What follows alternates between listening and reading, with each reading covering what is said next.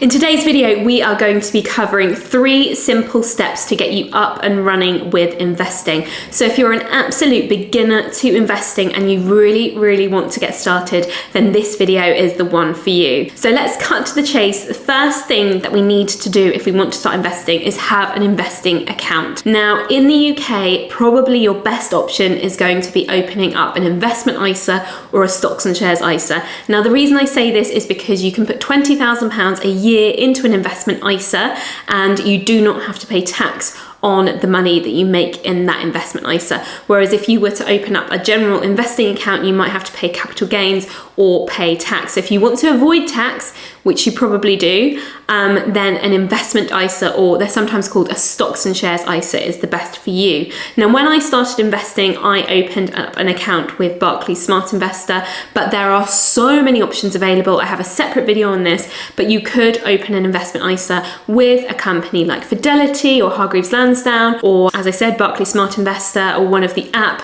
investment platforms. There are so many choices, but I would urge you to stop procrastinating and make a decision on which investment ISA platform is right for you and to open it today, because that is something that's going to get you excited. You're going to have that account that you can start filling with money and then start to invest into it, which is so exciting. Maybe potentially later down the line, you might want to open up a self-invested personal pension or open up an investment account for your children, like a junior ISA. But today, you're going to be opening up an investment ISA for you to invest in. Now, I have done a video which compares different investment ISAs. If you want to check that out after this, I will put a link in the description down below. So now you've opened up that investment ISA, you're all ready to get going. The next thing that you want to do is to sit down and make a plan. Have a look at how much money you actually have to invest. Perhaps you have a lump sum that you would like to start investing today, or perhaps you want to invest on a regular basis, on a monthly basis, and dollar cost average into an account. So maybe you have to sit down and look at your budget and see how much you can afford to invest on a regular basis. So generally, you should be looking at investing for at least 5 years. So the money that you're going to be putting into these investments is money that you will not need for the next 5 years.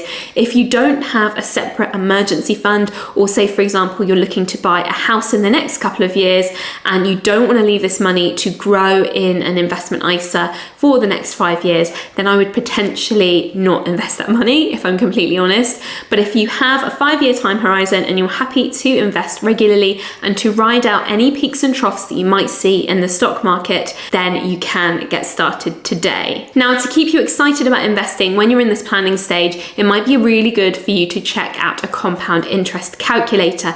This can show you how much, if you were to invest a lump sum and say, for example, you were to make 7% a year and you wanted to invest £100 a month, maybe just how much money you will have in 5 years' time is so motivating. Now, if you don't quite understand what compound interest is, I heard it described in a video very well by Mark Tilbury, and he said it's like having a small snowball and then that snowball rolling down the snow hill, and it slowly collects more snow over time, and the bigger the snowball gets, the more snow it's collecting. So the bigger your pot of money gets, the more money it's collecting over time, which is just phenomenal and can get you really motivated and excited about investing. So you've got everything in place. You've got your stocks and shares ISA set up. You have a plan of how much you want to invest monthly, or whether you want to invest that large lump sum. You've got money on the side, so you know that you don't need to pull money out of the stock market within the next 5 years or so. Obviously, with an investment ISA, if you did absolutely need to pull money out, you can. So you can take that money out whenever you want, but obviously it's advisable to leave it in for at least 5 years.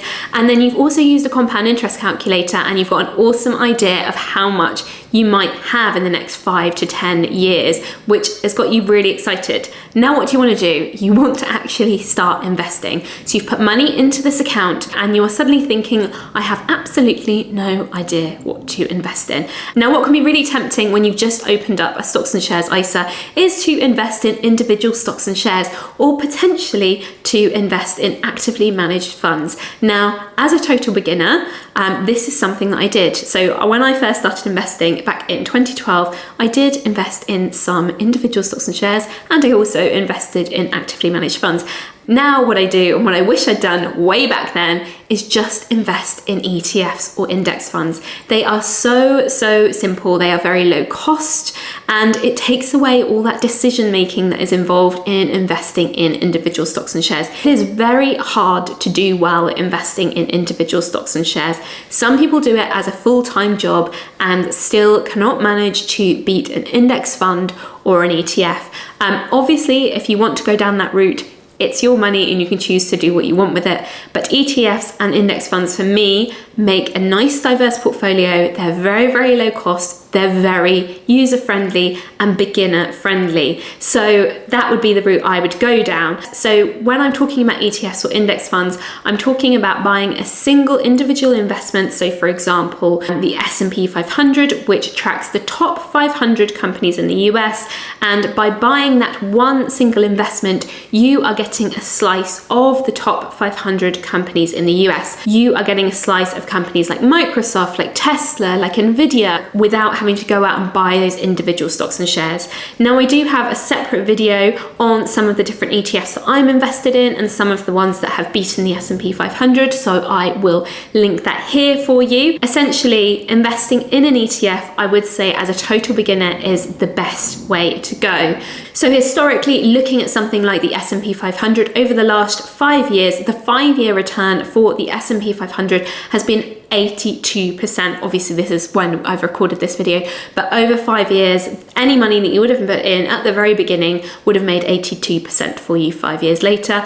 Or you could invest in an all-world index, so something like Vanguard's FTSE All-World. So then you've got an even more diverse portfolio. You've got an all-world portfolio rather than just focusing on those US stocks within an ETF, and that has achieved returns of 56% in the last 5 years. So both are really good options, and the ones that you tend to see people talk about. So to conclude, the 3 steps that I would take today if I wanted to start investing is I'd open up a stocks and shares ISA, or an investment ISA as they're sometimes called. I'd then make a good solid plan with an understanding of how much I could choose to invest. And then finally, I would simply invest in an ETF or a few different ETFs. And then the very final step is just to sit back and hopefully watch your money grow. Now, obviously, as I said, you want to invest for the long term. You might do your first investment and then you might look the next day and think, oh my gosh, I've actually lost money. I've lost 2% in a day or something like that. That'd be a particularly bad day, but that might happen. But over time, you are going to be riding out those peaks and troughs. And over time, if the market performs how it has historically, you will make money investing in the stock market. So yeah, sit back and watch the money roll in. Thanks so much for taking this time to watch, and I hope you have a lovely day. Bye-bye.